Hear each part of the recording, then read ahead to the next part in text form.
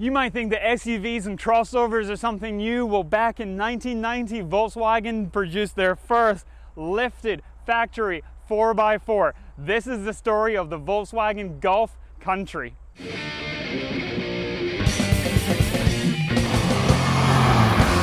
So I'm sitting here in some, well, off-roading terrain surrounded by bugs, mosquitoes, and some pretty nice butterflies too, but also my very own personal 1990 Volkswagen Golf Country.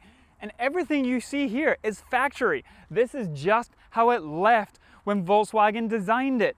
Now, I say designed it because it wasn't made in Wolfsburg. It wasn't made in Emden. It wasn't made in Mexico or indeed Wolfsburg or Chattanooga, Westmoreland. This was made in Austria by the Steyr Daimler Push factory. And if you've heard of them, well, they did make the original G-Wagon. They did make a whole bunch of 4x4s. And that is the technology that went into this. This is a real legit Volkswagen Synchro, but all-wheel drive, lifted. We all see crossovers. We see them everywhere. But this was the original one. This is the body of a Golf stuck onto a different platform. We're going to talk all about the Volkswagen Golf Country. Let's do it. Let's take a drive in the Golf Country. Now, I'm going to assume that you've driven a Mark II Golf before, but let's go down a bump. The fun thing is, yeah, kind of potholes and speed bumps and trees, small trees, shrubbery. Shrubbery are no longer a problem while you're driving your Volkswagen Golf. It does feel a little bit more sprightly than the normal Golf, just because the gearing is a little bit shorter. So it's the same 100 horsepower or whatever, and the same power steering, but that's a pretty big pothole right there, and it just rolls right over. So there's definitely more suspension travel. Yes, it is a full body lift, but I mean, it just feels like a kind of a long spring Golf. Okay, there's a little Synchro badge on the dashboard, but otherwise you wouldn't know. I mean, looking down at the road, I can tell we're higher up, but not by a terrible amount. So Mark II Golfs are a pretty nice place to be anyway. Yeah, got some nice cloth, even the dashboard is soft touch. There is an extra fog light switch here, standard radio. It's a European car, so no air conditioning, as is completely normal. You can just see a hint of the bull bars up front. I will say, you can feel a little bit more tire width. I think this car is on 205 60 15s or something, but I probably wouldn't autocross it, but it feels great, it feels normal. So this is not the correct interior. This is a set of Recaros from a GLI or a GTI. The front seats for these have become unobtainium. I found one passenger seat in a junkyard in Japan and put it in my suitcase to fly home with it.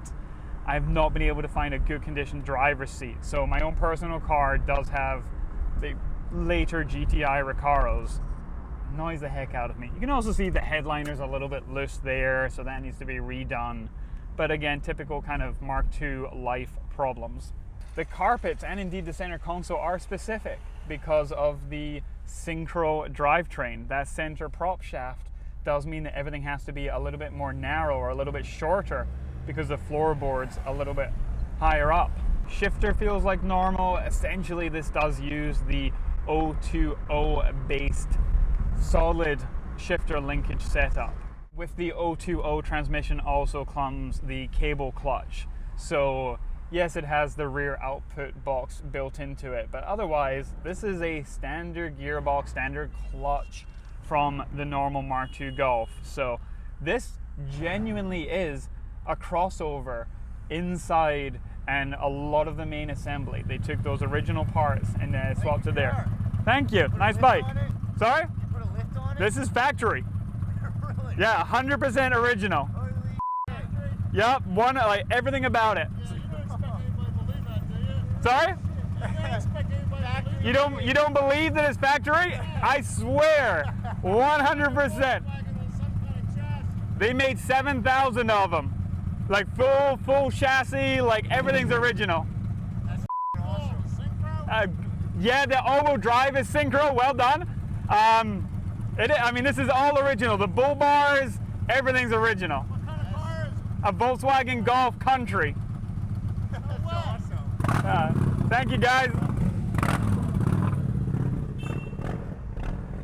So the nice gentlemen on their Victory motorbikes saying this can be original, you must have lifted it. No, this is real.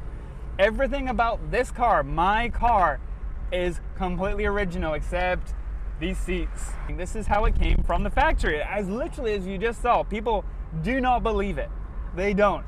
Even Volkswagen enthusiasts don't know that this car existed or what it was really called. It just cruises, and genuinely the bigger tires, the more suspension travel, if anything, this just makes it a nicer. Oh my god, did I just say that I like crossovers? Because genuinely alright, right now on the road we're driving behind a Ford Escape. Look, there's a Honda CR-V. This predated the CR-V. This predated most of those crossovers. What else was there? A Lada Niva? There really wasn't a heck of a lot more out there at that time. The Fiat Panda 4x4, I mean, this was it. Look, there's another one, a GMC Arcadia. Like, that thing can't go off-road, but it's a crossover. And people like them because you sit up higher. They like them because you can go over speed bumps, you can soft road. Well, this is exactly what this car does, and really, really well. And I like it for it. But I think people should drive sedans instead of crossovers. So I think I'm a little conflicted. Oof, do I need a crossover? Is that what one of my next projects needs to be? I guess. Still want to slam it. Now, speaking of which, people have slammed Golf Countries. You can put lowering suspension on them. Indeed, you can put the bull bars onto a normal chassis, because essentially is the same platform. So the bull bars bolt up where the bumper goes on the front. Well, we're gonna nerd out a little bit more. We are at least 10 feet off of the road, next to some railroad tracks. There's no people Nobody around. for miles. Dude, there's nobody around here at all. Nothing. So we're gonna start at the beginning and work our way backwards. This, again, is all factory. The bull bars, the hella fog lights, the other hella fog lights, quadruple hella fog lights, unbelievable. If you need to change your headlight though, don't worry, Volkswagen's got you. The bull bars swing open. All of these little doodads, all of these stainless screws, everything, that's all original from Volkswagen, part of the Country design.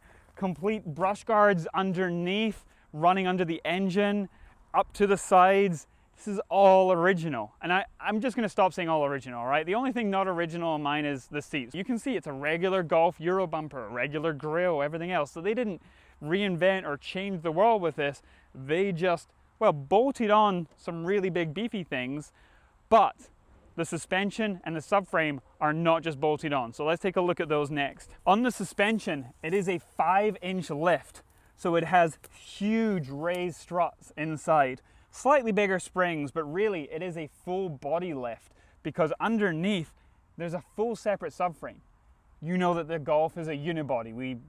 We're just going to accept that as gospel truth. All Golfs are a unibody. However, this one has an entirely separate steel subframe running front to back and across underneath, with huge bolts, huge plates, reinforcing the complete structure and again adding lift to it. They really went to town. I mean, when you say that this has some ties to the original hardcore G-Wagons, it really does. Wheels are 15-inch speed lines, originally 15x6-ish. These are 15x7s from an Audi. Now they were 4x108. I did have them re-drilled to 4x100 to get just a little OEM plus there, but this is the exact same thing. Right about now we're going to introduce Fish's car as well. Fish is on Instagram, Fish2556. He is a massive collector of cars. He and his dad run a group of Volkswagen dealerships, a Volvo dealership, but they have a quintessential group of 80s and 90s European cars in their collection. And I was asked to import a fully restored mint condition Golf Country. Fish asked me if I would import a Golf Country for him. It's been fully restored in Germany, so I handled the logistics. But let's also pop over to the port and intersperse between my, well, daily driver with scratches and fading and stuff, and his absolute mint condition one. So his has those original wheels. Mine has, again, slightly OEM plus, a little bit wider. His tires though, well, let's take a look at those. These tires are to die for. I've never heard of this company. Fedima, retread made in Portugal. Very, very cool. I'm envious of these beautiful tires. If you're seeing details here in the video and it looks suddenly really, really nice, yes, that is Fish's. Go check him out.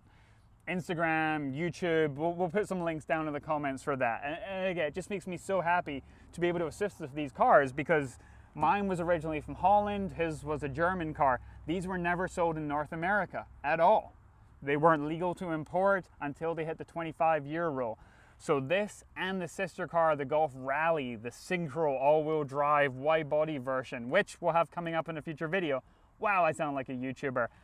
They are kind of the sister cars. So I have a Rally and a Country in my collection, and now Fish has a Rally and Country in his.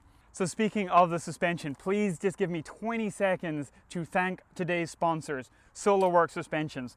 Of course, they produce coilovers. You can raise them all the way up. You're probably not going to get this much lift, but you don't have to go low. You can go high. You can go normal ride height if you wish. But again, thank you so much to SoloWerks Suspension, part of the KW family based in Fresno, California, for supporting us, for making this video happen. Please, if you are considering buying coilovers, definitely check out SoloWerks.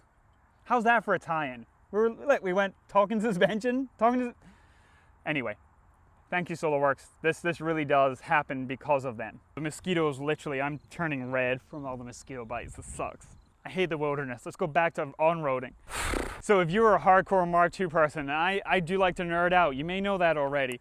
These are the G60 flares. This is from the best, fanciest version of the GTI, but they did put them onto the Golf Country to give it a wider track. Coming along, doors, seals, roof rails, this is all original. They didn't change any of it. Smoke taillights, again, this is factory on the Country. This was factory from the high-level GTIs. So they did spec these out quite nicely. Always the small bumper in the rear, and as you can see, they just straight up drill some holes in them to put these really solid mounted steps to get up to your bike, or brush guards. It's a lot of just OEM plus touches, a lot of original touches, and then a lot of unique things. And speaking of unique, one of the coolest things for me on this is the back assembly here, the spare tire. You open it by pushing a Mark II door latch. This is just like a regular Volkswagen door latch. It swings out the way.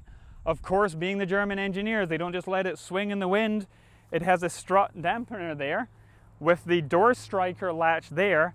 And where the number plate used to be, they have this very cool number plate delete. Again, this is all factory. So you can really see how the engineers went through and thought, how do you take a Golf and make it 4x4-y? The hatch is the same inside.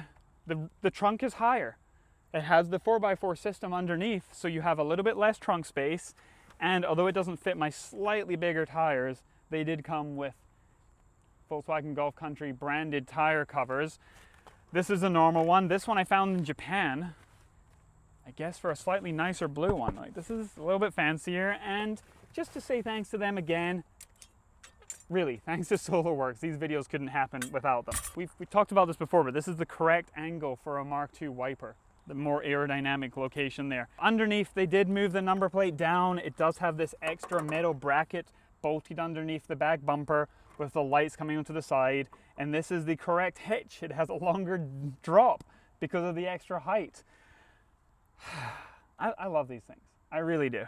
So the engine, there you go, the venerable 8-valve, the little Digifan 8-valve. Interesting things in here though is, look at how the engine sits. It does sit lower than normal, even though the chassis is raised.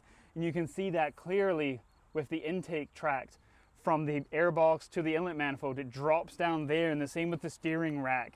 It has an extra long boot down there covering that. But yes, it is a normal Volkswagen engine. It doesn't have a great big power upgrade. In fact, it doesn't even have a great big transmission upgrade. It's still based on the normal one with the extra output in the rear there. But radiator, battery mounts, this is all original. So again, this really was a crossover. It really follows that same sort of idea that we see now on the Tiguans and the Golf All-Track. In fact, the Golf All-Track really might be the great-grandson, daughter, great-grand car of the Golf Country. At a minimum, there's 10 inches of ground clearance, and that's on the lowest points. Most of the chassis is over 12 inches off of the ground from the factory. So if you want to drive up steep things or go over silly things or whatever, as long as you stay within those sort of limits, you can absolutely do it. And like any good off-roader knows, if you keep those lowest spots away from the biggest bumps, I mean, the four-wheel drive is going to pull you over almost anything. So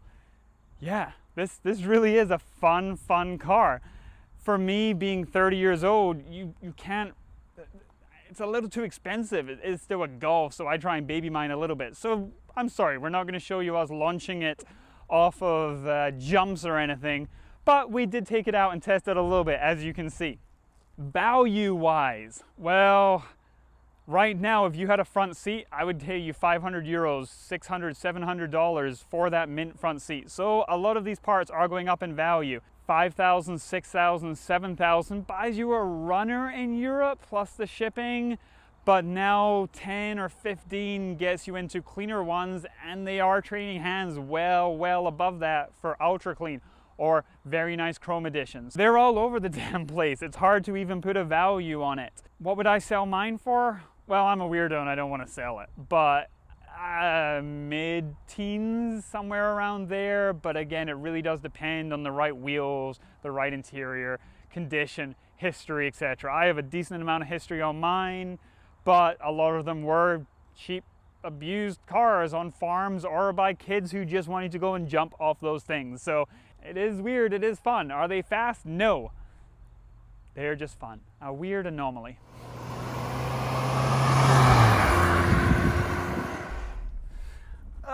Well, this was the Volkswagen Golf Country, produced in 1990 and 1991, only in Austria. I hope that you've enjoyed it. As always, wash your hands, wash your cars, and take care.